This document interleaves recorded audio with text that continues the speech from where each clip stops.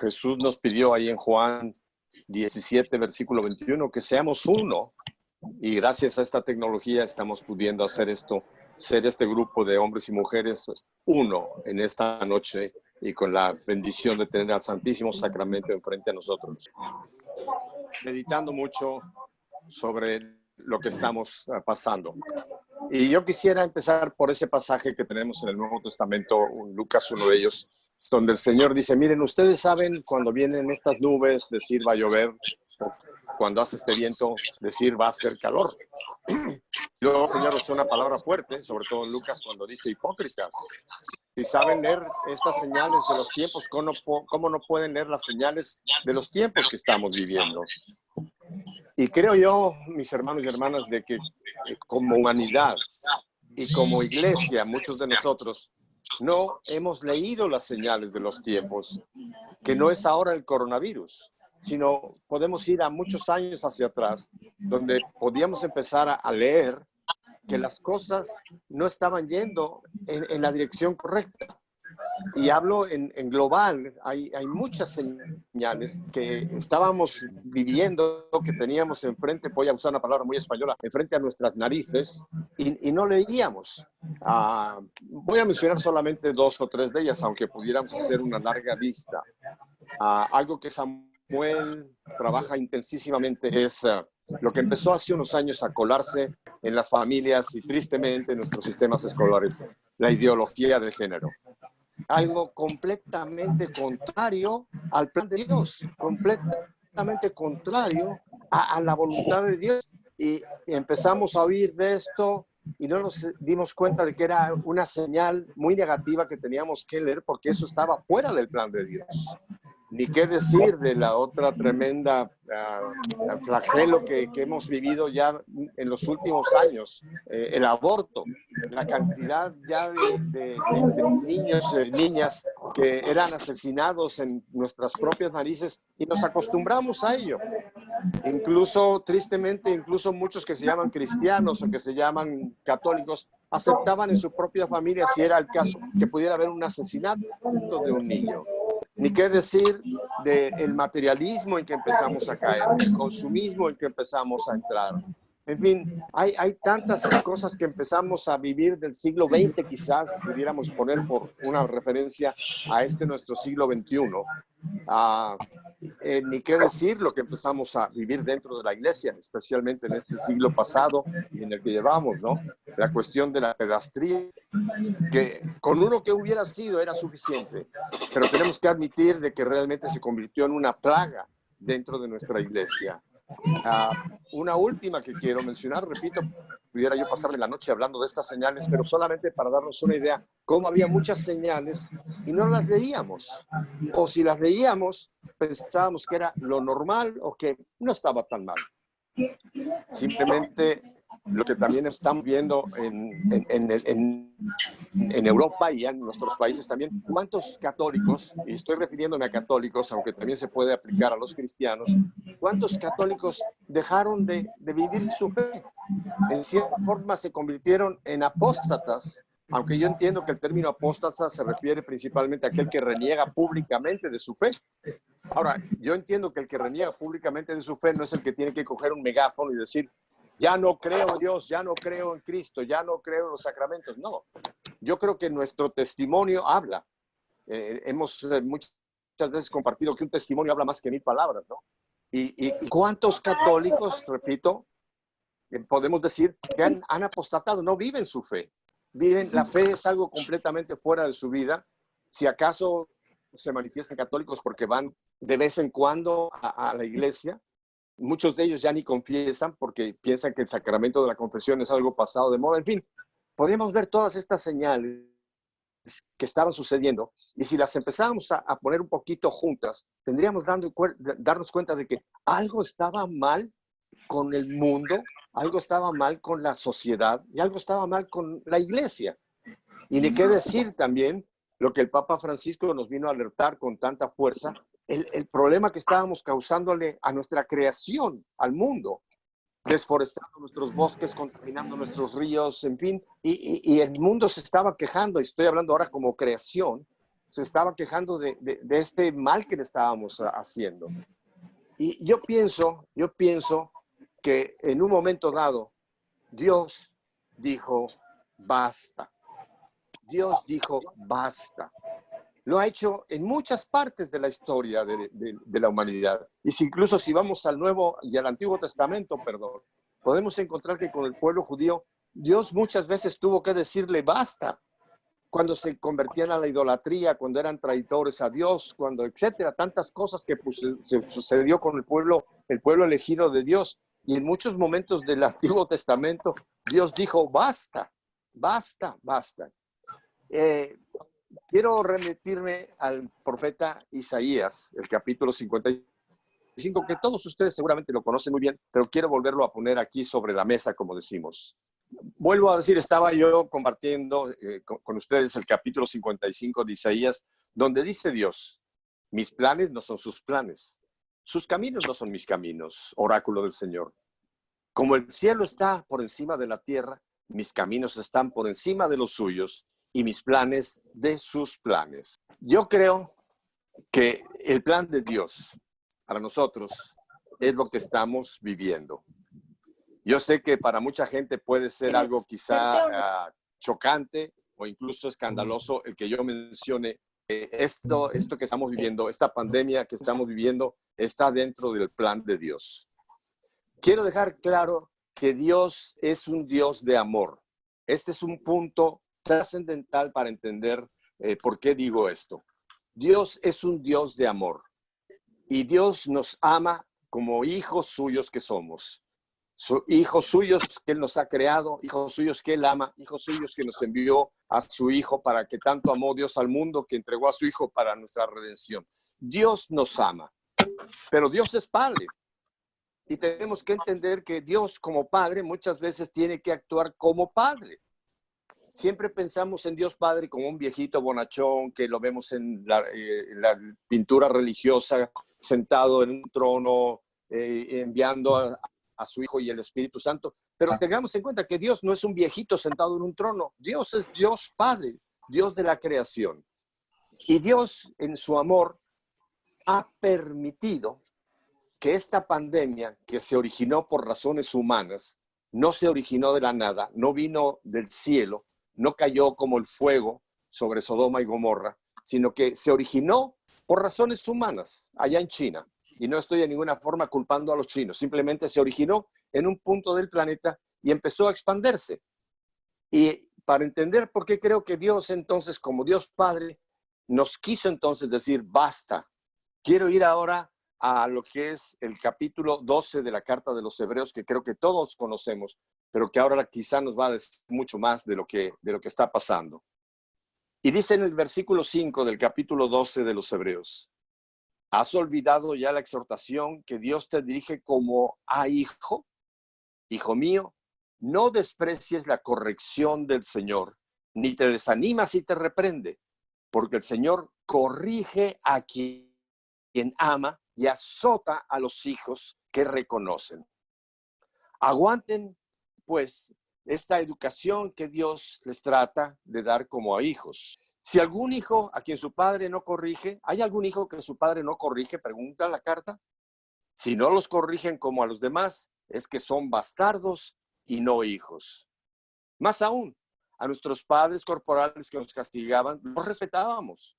¿No habrá más razones para someternos al Padre de nuestras almas y así tener vida? Aquellos nos educaban por breve tiempo, como juzgaban conveniente, esto para nuestro bien, para que participemos de su santidad. Ninguna corrección, cuando es aplicada, resulta agradable, más bien duele, pero más tarde produce en los que fueron corregidos fruto de paz y de justicia. Me detengo aquí. Este pasaje yo creo que es cuando los detectives dicen que encuentran una clave. Yo creo que este pasaje es clave para entender lo que está pasando. Dios es un Dios de amor, no es un Dios malo, no es un Dios traidor, no es un Dios de ira, es un Dios de amor. Y somos sus hijos. Yo creo que la humanidad necesitábamos una corrección.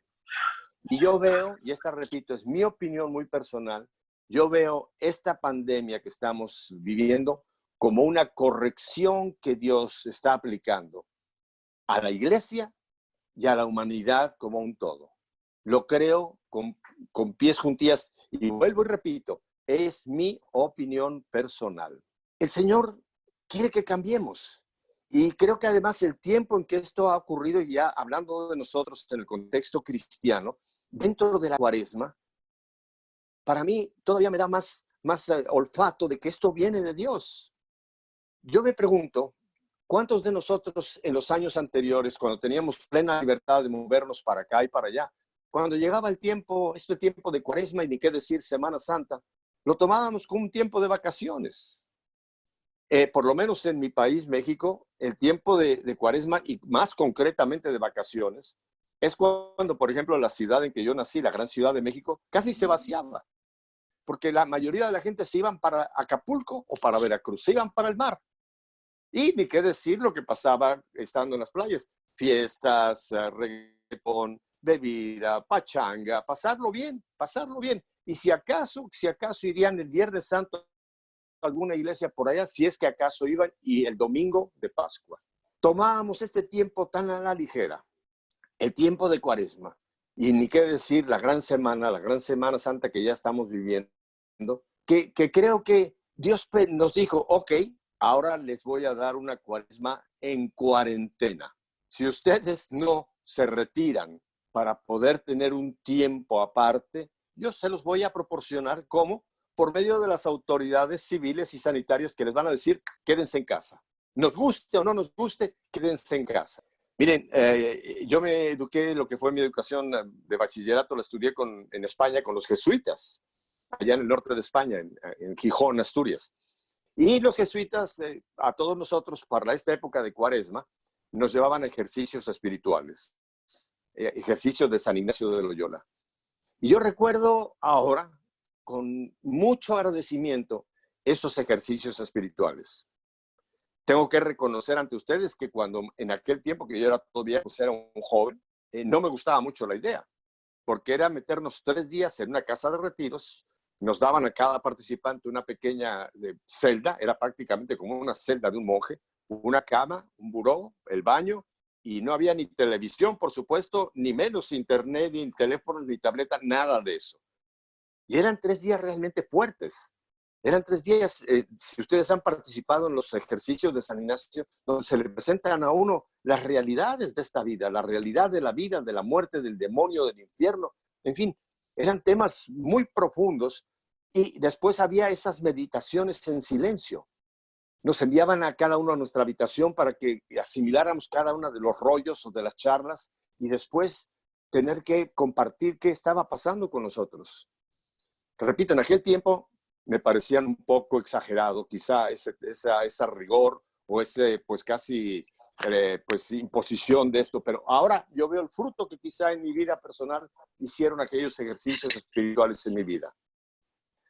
Yo creo que ahora Dios nos ha dado este retiro espiritual, quizá contra nuestra voluntad, en nuestros propios hogares. ¿Qué Dios tan grande tenemos?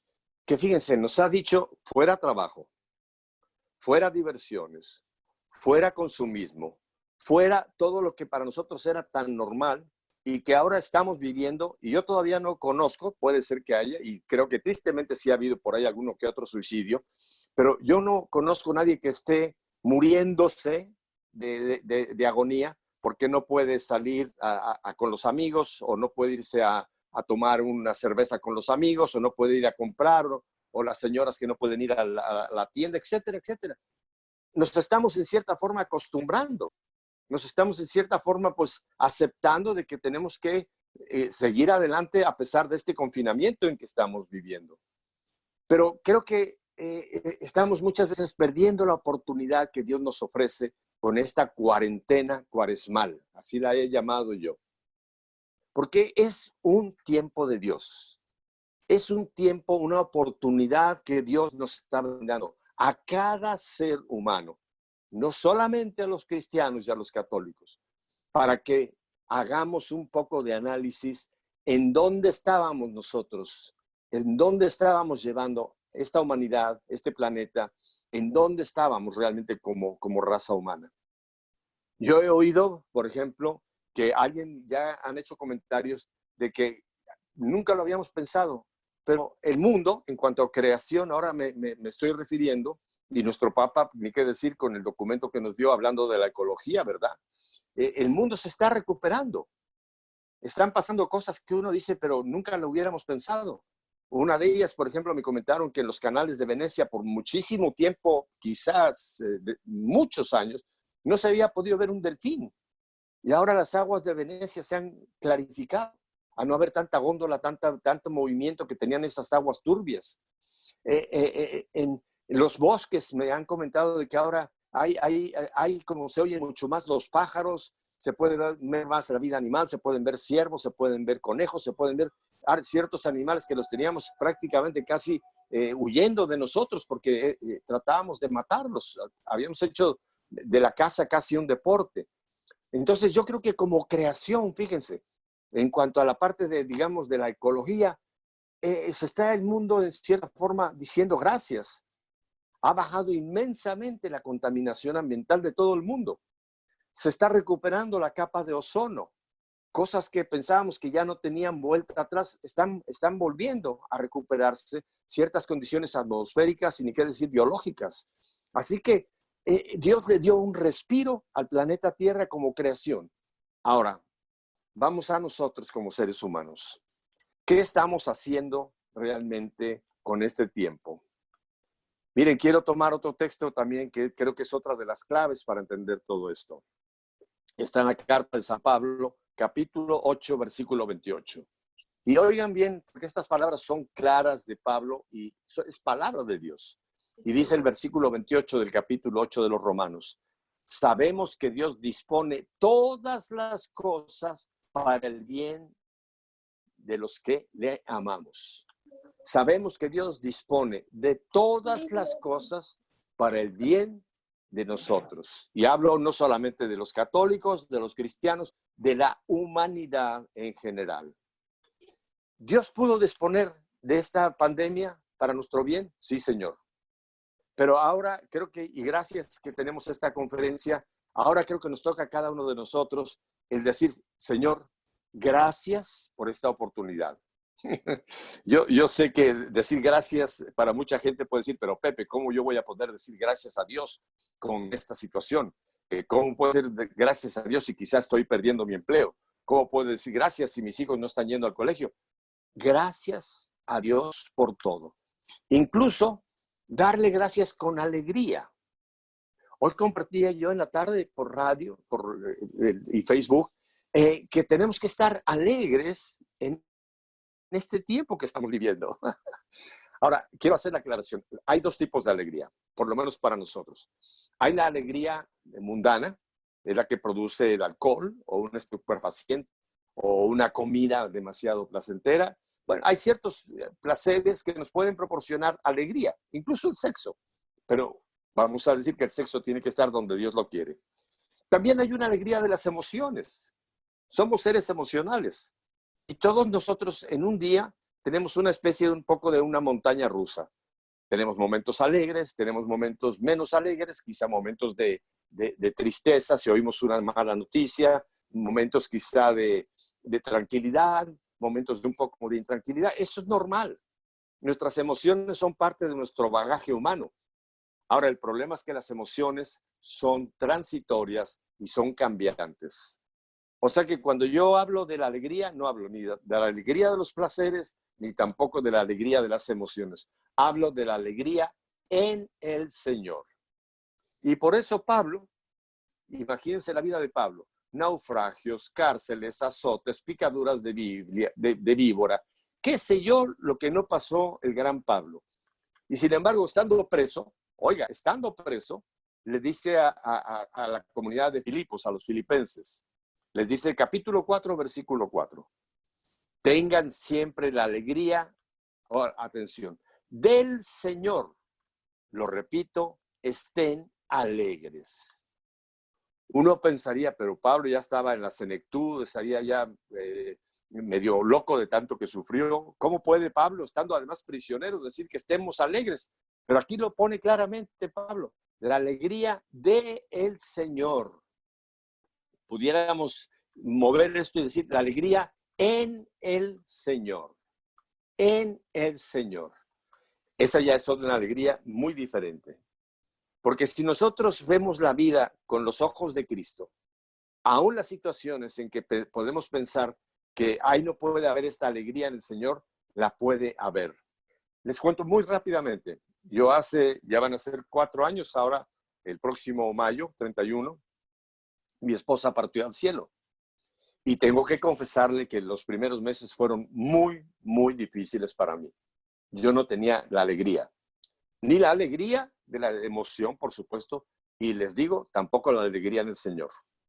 Miles de personas por todas partes del mundo habían orado por Viri pidiendo su sanación, pidiendo un milagro. Y pensábamos que el Señor la iba a sanar, que iba un día pues, a estar libre de ese cáncer, de esa leucemia. Y no, fue empeorando y el 31 de mayo del año, pues va a ser 4 años, el Señor la llevó con él.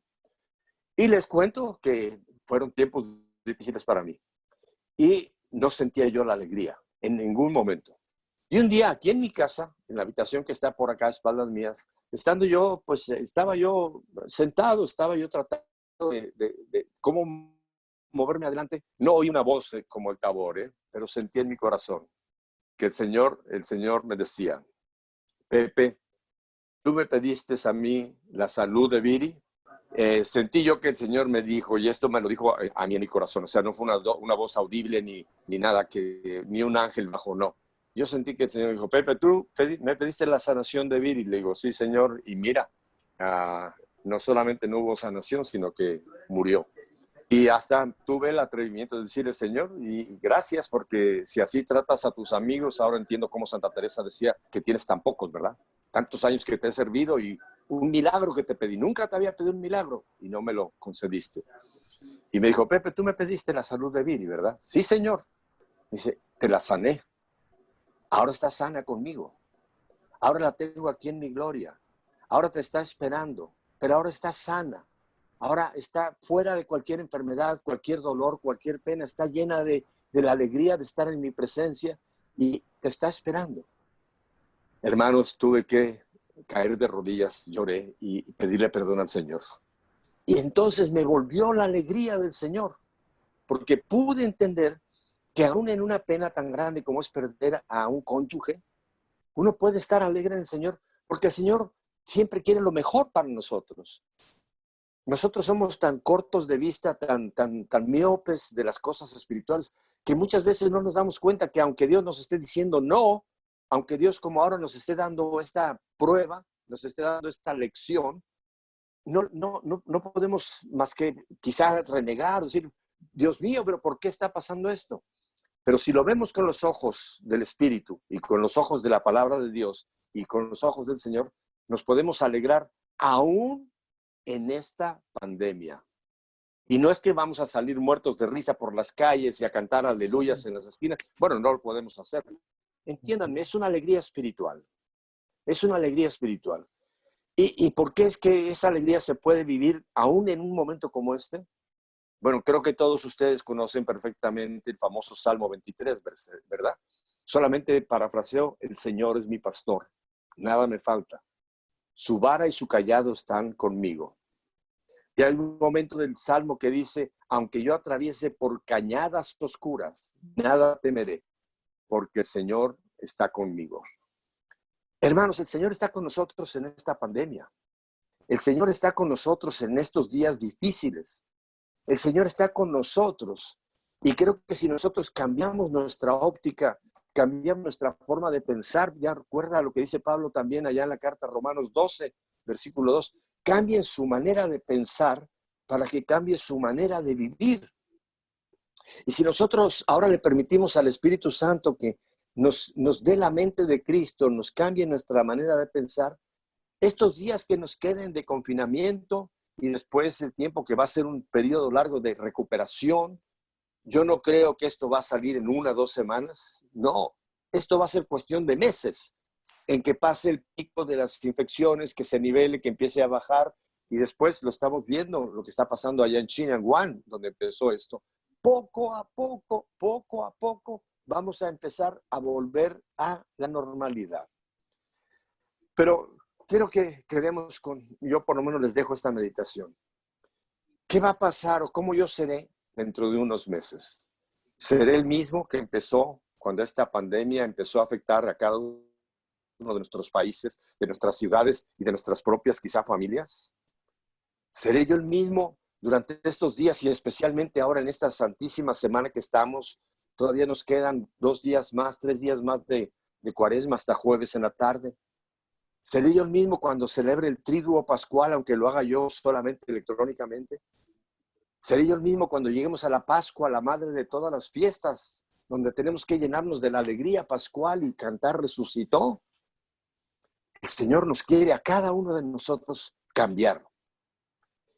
Yo espero en Dios y le pido al Señor que de esta situación salga un Pepe diferente.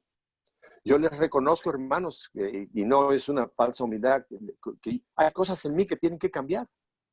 Y estoy pidiéndole al Señor que me indique, Señor, ¿qué quieres tú que cambie? En este tiempo, ¿qué me estás pidiendo que cambie? Porque yo quiero salir de la prueba como el oro. Cuando el oro está en el fuego, tiene que salir purificado.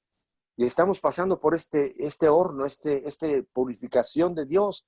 ¿Para qué? Para que salgamos más santos, más purificados. Y yo creo y espero que la humanidad como tal, vamos a poder tener una mejor humanidad. Eso es lo que espero, porque ese es el plan de Dios.